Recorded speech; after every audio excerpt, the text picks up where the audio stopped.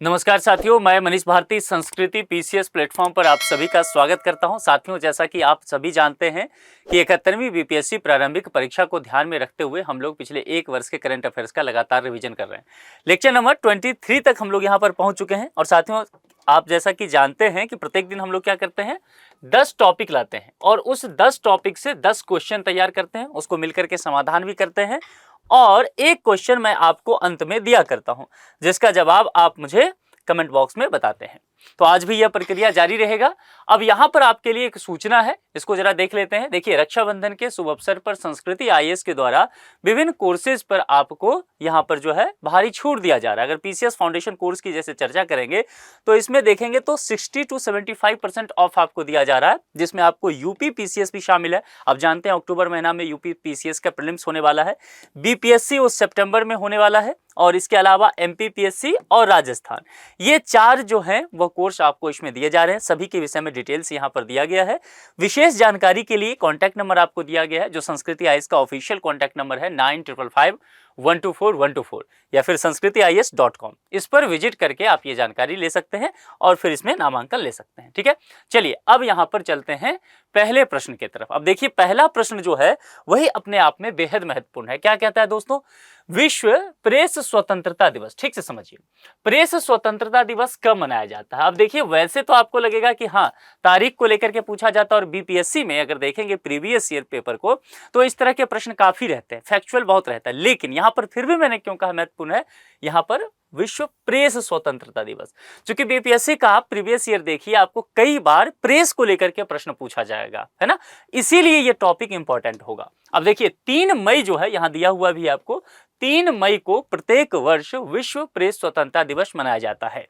अब यहां पर यह पूछा जा सकता है एक फैक्ट और, कि ये कब से ऐसा चल रहा है ना, किस वर्ष से? तो यह 1993 से। और दूसरी बात एक और पूछा जा सकता है कि जब इसकी घोषणा हुई होगी कि वैश्विक स्तर पर हम लोग प्रेस स्वतंत्रता दिवस जो है वो सेलिब्रेट करेंगे, वो कहां पर? तो उसको घोषित जो किया गया वह, नोट करिए, यह पूछा जा सकता है संयुक्त राष्ट्र कहां पर?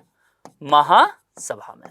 मामला समझ में आया? ये 3 फैक्ट आपको ध्यान रखना है और एक बात जो प्रश्न पे ध्यान रखना है वो विश्व ध्यान रखिएगा यहां पर, है ना, राष्ट्रीय स्तर पर या भारतीय स्तर पर यहां पर नहीं कहा जा रहा है, तो ये गलती करने के चांसेस आपके कम हो जाएंगे। ठीक है, आगे बढ़ जाए। चलिए अब यहां पर चलते हैं दूसरे टॉपिक पर। और एक काम आप लोग तो करते ही हैं प्रत्येक लेक्चर में कि साथ साथ बताते चलते हैं कि आपको किस प्रश्न का क्या जवाब होगा। तो जैसे अभी आपने प्रश्न देखा, जब तक मैं एक्सप्लेन करूंगा आपको आता है प्रश्न के जान रहे हैं तो कमेंट बॉक्स में लिखिए।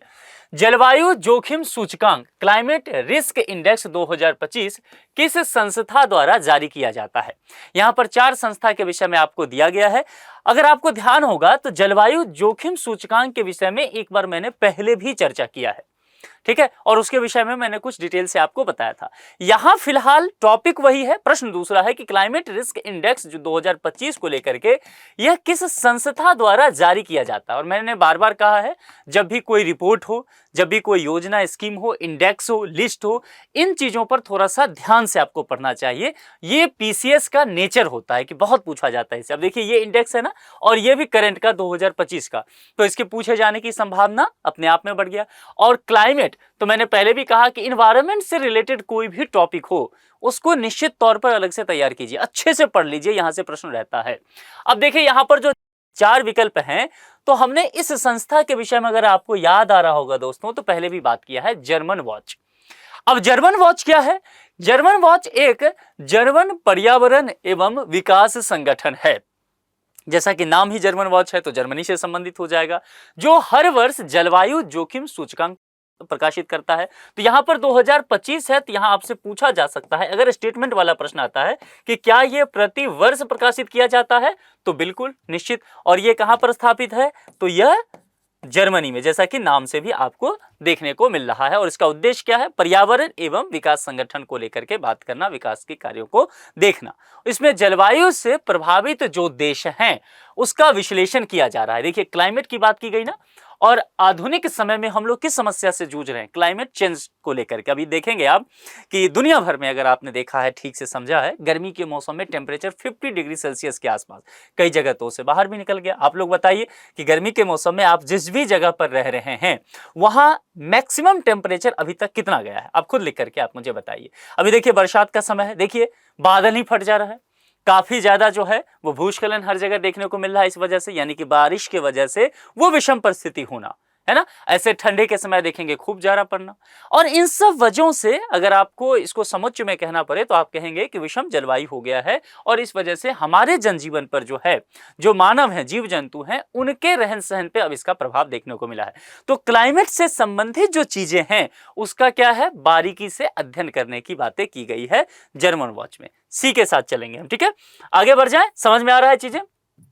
क्या है तीसरा, निम्न में से कौन सा पारंपरिक भारतीय खेल खेलो इंडिया यूथ गेम्स में शामिल किया गया है। क्या पूछा गया है, क्लासिकल इंडियन स्पोर्ट्स, ठीक है। अब स्पोर्ट्स से तो प्रश्न आता ही है, लेकिन ये टॉपिक अपने आप में बहुत महत्वपूर्ण है, बहुत चर्चा में रहा है ये, क्यों, क्योंकि यहां पर क्लासिकल इंडियन स्पोर्ट्स को लेकर के बात किया गया है। कहने का तात्पर्य, हमारे देश में बहुत पुराने समय से, प्राचीन काल से ही इस खेल को लेकर के चर्चा किया जाता है। ये खेल हमारे समाज में लोकप्रिय रहा है, और इसे जो है अब खेलो इंडिया यूथ गेम्स में शामिल कर लिया गया है, ऐड कर दिया गया है। आपको मैं बताऊंगा तो आप चहक उठेंगे, इस खेल के विषय में आप सब जानते हैं, और उसका नाम है मल्लखंब। मल्लखंब एक भारतीय पारंपरिक खेल है जिसे हाल ही में खेलो इंडिया यूथ गेम्स में शामिल किया गया है। अब आप लोग मुझे कमेंट बॉक्स में लिख के बताएंगे कि आप लोग कितने लोग हैं आप में से जो मल्लखंब के विषय में जानते हैं, क्या होता है ये, कमेंट करके आप मुझे बताते चलिए। तो यहां पर आपको सी विकल्प के साथ चलना है। साथियों, इस टॉपिक को 5 स्टार लगाइए। स्पोर्ट्स से काफी प्रश्न पूछे जाते हैं, किसी भी एक ईयर में देखेंगे, ऐसा नहीं है प्रीवियस ईयर में कि यहां पर जो है स्पोर्ट्स से प्रश्न ना पूछे गए हों, और ये टॉपिक अपने आप में बेहद दिलचस्प है। रायसीना डायलॉग 2025, इसका कहा गया है विषय क्या है, और मैंने पहले भी कहा कि कोई भी मुद्दा हो उसका थीम पूछा जाए, उसका उद्देश्य यानी कि मोटो पूछा जाए, और उसका विषय वगैरह इस तरह की चीजें हो तो तुरंत उस टॉपिक पर आपका ध्यान अच्छे से जाना चाहिए। रायसीना डायलॉग 2025। अब यहां पर देखिए, रायसीना डायलॉग का जो यहां पर चर्चा किया गया है, तो जाहिर सी बात है 2025 यानी कि इस वर्ष का आपको विषय बताना है। इस वर्ष का जो विषय था वो था काल चक्र, लोग, शांति और ग्रह, जैसा कि बी विकल्प में आपको देखने को मिल भी रहा है। अब समझिए, यहां पर अगर मान लेते हैं कि ये स्टेटमेंट में प्रश्न होता कि निम्नलिखित जो कथन दिए गए हैं वो रायसीना डायलॉग 2025 के विषय में दिए गए हैं, इनमें से कितने कथन सही हैं, और फिर 4 विकल्प बना दिया जाता, ठीक है। तो यहां पर क्या क्या स्टेटमेंट हो सकता था, पहला कि रायसीना डायलॉग 2025 का विषय कालचक्र, लोक, शांति और ग्रह था, ये तो आप इसमें टिक लगाते। दूसरा एक और स्टेटमेंट बना देता जो इससे जुड़ा हुआ मसला होता, यानी कि इसके मोटो, इसके उद्देश्य को लेकर के इसको एक्सप्लेन करता। अब ये जैसे कि मानवता, अब जैसे समझिए लोग, शांति और ग्रह को लेकर के विषय किया गया है, तो निश्चित तौर पर शांति मतलब वैश्विक स्तर पर शांति व्यवस्था की बात की गई होगी, पर्यावरण संतुलन को लेकर के बात किया गया है, ग्रह को यहाँ पर देखिए साइंस के टर्म को यहाँ ऐड किया गया है, लोग यानी कि मानवता को लेकर के बात किया गया है। तो इस वर्ष का जो विषय रहा, डिस्कशन रहा, वो मानवता, विश्व शांति और पर्यावरण संतुलन पर पूरी तरह से क्या था, केंद्रित था। बी विकल्प के साथ आपको यहां पर चलना पड़ेगा। अब चलिए, अब चलते हैं 5वें टॉपिक पर। अब देखिए 5वां टॉपिक जो है वो भी रायसीना डायलॉग से ही आपको यहां पर संबंधित देखने को मिलेगा। रायसीना डायलॉग किस 2 संस्थाओं, ठीक से समझिए, पहली बात रायसीना डायलॉग को लेकर के कहा गया है, और कहा गया 2 संस्थाओं द्वारा आयोजित किया जाता है, और यह प्रश्न बेहतर है यहां पर, क्योंकि संस्थाओं से प्रश्न पूछा जाता है, और इस स्थिति में अगर 2 संस्था एक साथ मिल जाए तो ऐसे प्रश्न रहते हैं। रायसीना डायलॉग का आयोजन जो है, सबसे पहले एक बात समझ लेना है कि भारत सरकार के द्वारा किया जाता है, पहली बात तो ये हो गया। अब यहां पर भारत सरकार के 2 संस्था, तो भारत सरकार के 2 संस्था का मतलब हो जाएगा, एक देखिए रायसीना डायलॉग, तो कहीं ना कहीं आप अगर ध्यान लगाइए तो क्या विदेश मंत्रालय का हिंट है यहां पर, देखिए विदेश मंत्रालय, और विदेश मंत्रालय एक ही विकल्प में मेरे ख्याल से होना चाहिए, नीति आयोग, यूनेस्को, विदेश मंत्रालय, ORF, गृह मंत्रालय, CIA, संयुक्त राष्ट्र, और MEA, हाँ एक्सटर्नल अफेयर्स मिनिस्टर, यही है, विदेश मंत्रालय को ही MEA लिखते हैं शॉर्ट फॉर्म में। तो अगर आप एलिमिनेट करते रहे जब विकल्प को, तो इस बात पे ध्यान दीजिए, जैसे मुझे भी अभी लगा कि विदेश मंत्रालय एक ही जगह लिखा हुआ, लेकिन देखिए MEA है, और इसका मतलब ये होता है मिनिस्ट्री ऑफ एक्सटर्नल अफेयर्स, जिसको हिंदी में विदेश मंत्रालय कहा जाता है, यानी कि 2 विकल्प में है, चुपके से यहां नाम बदला हुआ था। तो अब यहां पर हमें एक चीज पता चल गया कि विदेश मंत्रालय तो पक्का इसमें होने वाला है, दूसरा संस्था देखेंगे। अब इसमें विदेश मंत्रालय दोनों में से कोई नहीं है, ये कट हो गया, गृह मंत्रालय CIA कट हो गया, हमारा ध्यान इस पे जाना चाहिए। अब साथियों यहां पर समझिए, मैंने कहा कि ये भारत सरकार के द्वारा आयोजन किया जाता है। देखिए एलिमिनेट के बाद एलिमिनेट कैसे करते हैं, ये 2 स्टेटमेंट हमारे पास बचता है ना, ठीक है। अब हमें जो है, हम इस विषय में ज्यादा पढ़ के एग्जाम हॉल में नहीं गए हैं, एक संस्था का नाम भूल गए हैं और हम एलिमिनेशन प्रोसेस के साथ चलते हैं। तो पहला लेकिन हमें ध्यान है रायसीना डायलॉग से ही कि विदेश मंत्रालय तो तय है। अब दूसरा हम देखेंगे कि यहां भी विदेश मंत्रालय, यहां भी भाई ये तो सही हो गया।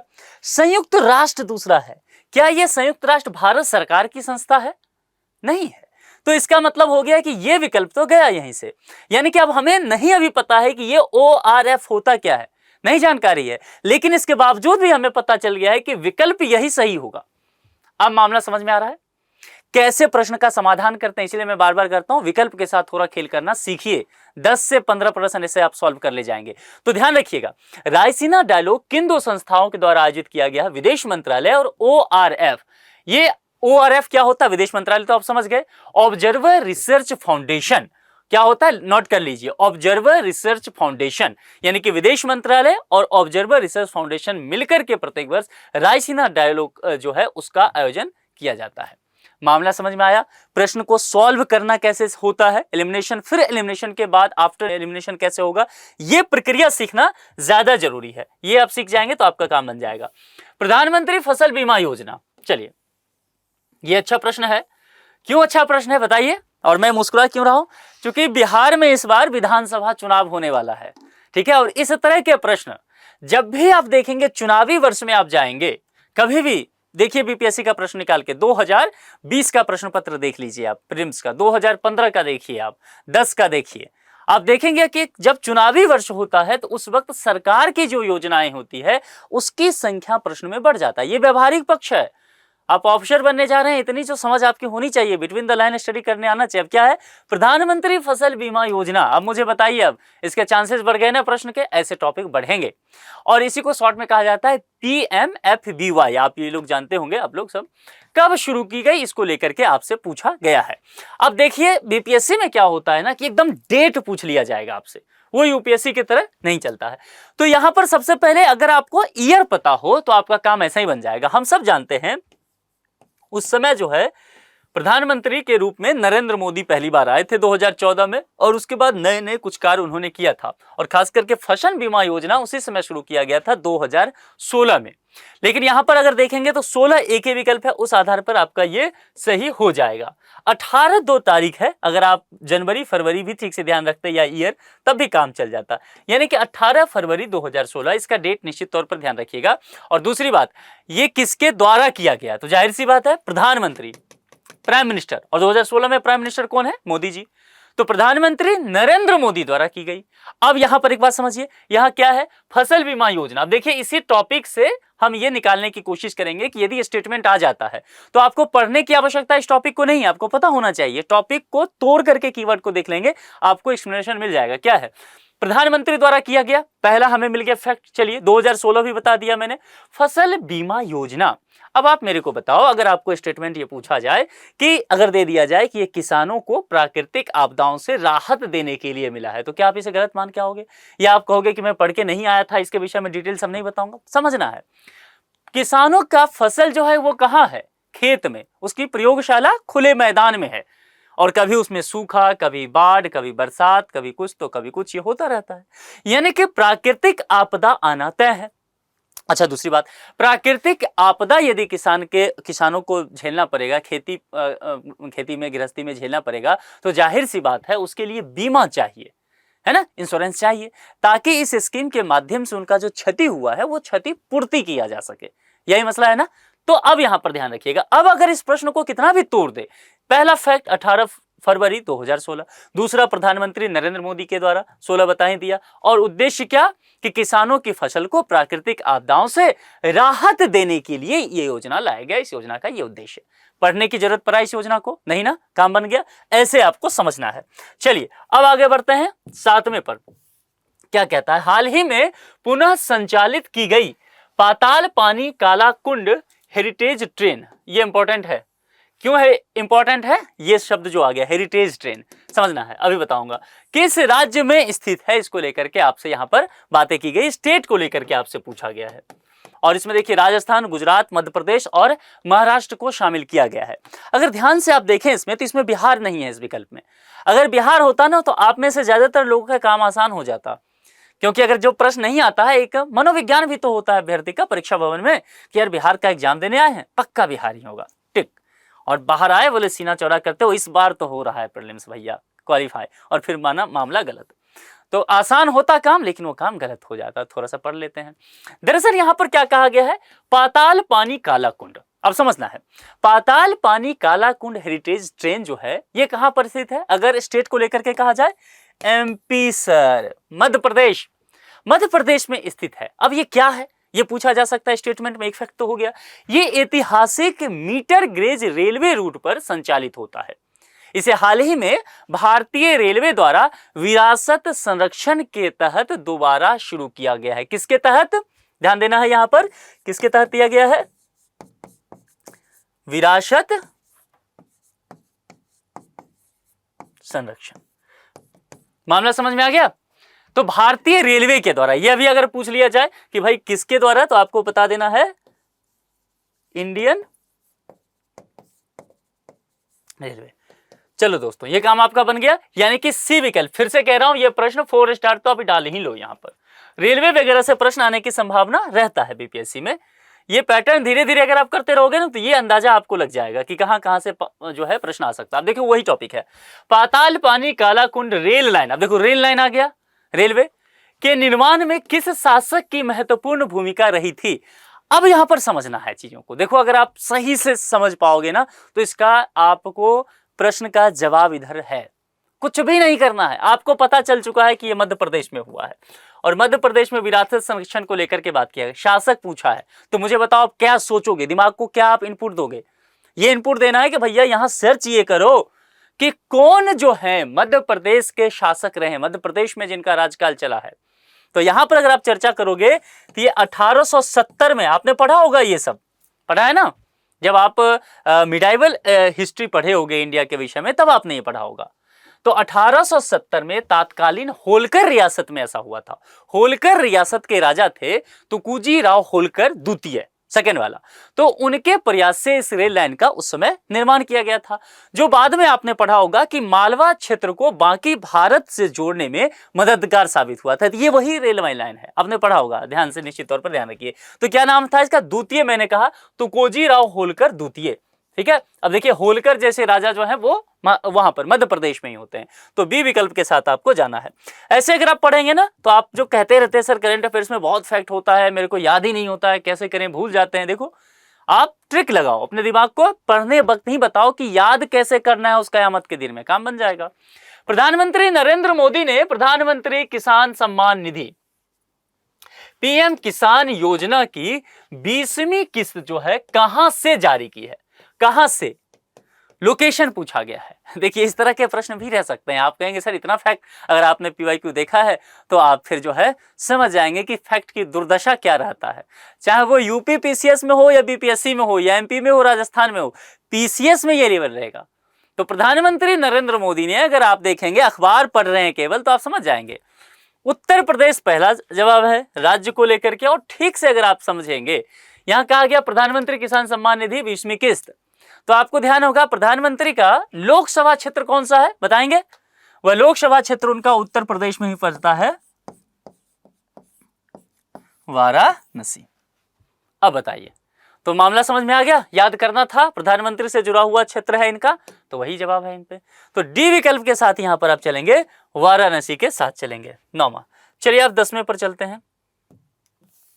हाल ही में अखिल भारतीय फुटबॉल महासंघ AIFF ने सीनियर पुरुष राष्ट्रीय फुटबॉल टीम के मुख्य कोच के रूप में किसे नियुक्त किया? मामला समझ में आ गया? ये चीजें अब देखिए, मुख्य कोच को लेकर बात किया गया है, और दूसरा सीनियर पुरुष राष्ट्रीय फुटबॉल टीम। फुटबॉल वगैरह से प्रश्न पूछे जाते हैं, स्पोर्ट्स में भी ध्यान रखिएगा आप लोग, इस बात को थोड़ा सा समझ लीजिए। अभी आगे भी टॉपिक पढ़ेंगे तो समझ में आएगा। आप देखना क्या, स्पोर्ट्स से आपको बहुत प्रश्न जो पूछे जाते हैं ये सही है, लेकिन वो क्रिकेट से कम पूछे जाएंगे। वो शतरंज से पूछे जाते हैं, बैडमिंटन से पूछा जाता है, इसके अलावा खो खो से, कबड्डी से पूछा जाता है, फुटबॉल से बहुत प्रश्न रहते हैं। क्रिकेट के विषय में तो हम सब जानते ही हैं, इसीलिए आयोग भी क्रिकेट के विषय में अगर बहुत बड़ी कुछ बात हुआ है तो चलो दे दिया जा सकता है। वो तो यूपीएससी भी एक बार डाल दिया था, तो समझ में आता है। कभी कभी ऐसा हो सकता है, लेकिन जनरली नहीं होगा। तो यहां पर जो कहा गया है अखिल भारतीय फुटबॉल महासंघ, यहां पर खालिद जमील का नाम आपने सुना है? खालिद जमील। खालिद जमील को भारतीय सीनियर पुरुष फुटबॉल टीम का मुख्य कोच नियुक्त किया गया। अब देखिए ये अपने आप में एक ऐतिहासिक निर्णय है, क्योंकि वह इस पद पर नियुक्त होने वाले पहले पूर्णकालीन भारतीय कोच होंगे, क्योंकि खालिद जमील जो है वह भारतीय हैं, पूर्णकालीन कोच के तौर पे इंडियन के रूप में ये स्थान यहाँ पर लेंगे। ठीक है, सी विकल्प के साथ चलेगा। ये नाम बहुत इंपॉर्टेंट है, ध्यान रखिएगा, काफी चर्चा में रहा। तो एक तो स्पोर्ट्स से जुड़ा हुआ है और दूसरा चर्चित नाम के तौर पर भी रहेगा। तो ऐसा भी हो सकता है खालिद जमील का नाम दे दे और पूछे कि ये क्या है, तो ये आपको पता होना चाहिए इसके जो है मुख्य कोच के तौर पर आए हैं। ठीक है, इस तरह से आपका काम बन जाएगा। बिहार का प्रसिद्ध छौ नृत्य किस जिले से संबंधित है, यह पूछा जा चुका है। QIQ है, एक बार इसका भी रिवीजन कर लीजिए, बहुत महत्वपूर्ण है। और आप लोग मुझे बताइए कि गया, भागलपुर, सासाराम या जमुई, और इसमें से किस जगह पे आप लोग रहने वाले हैं, या कभी आपने छौ नृत्य जो है वह देखा हो, किया हो, तो यह भी मुझे कमेंट बॉक्स में लिख करके आप लोग क्या करेंगे, बताएंगे। चलिए, तो आज के इस लेक्चर में 10 टॉपिक रहा, 10 चीजों को हमने देख लिया, चर्चा भी कर लिया। अब यहां से जो आज से मैंने थोड़ा सा आपको बताना शुरू किया है पिछले 1-2 लेक्चर से, कि अप्रोच कैसे सॉल्व करेंगे अगर हम कम भी पढ़ के जाते हैं एग्जाम हॉल में, तो उसके साथ करंट अफेयर्स आप पढ़ना शुरू कर दीजिए। दूसरी बात, एक आप मुझे ये बताइए कि इस 10 में से कितना प्रश्न आपका सही हुआ है, ये लिख करके बताना है। और इस प्रश्न का अंतिम का जवाब भी आपको देना है। आपकी तैयारी अब कैसी चल रही है, इसके विषय में जरूर मुझे जानकारी दीजिए। जुड़ने के लिए आप सभी का बहुत बहुत शुक्रिया। Thank you so much.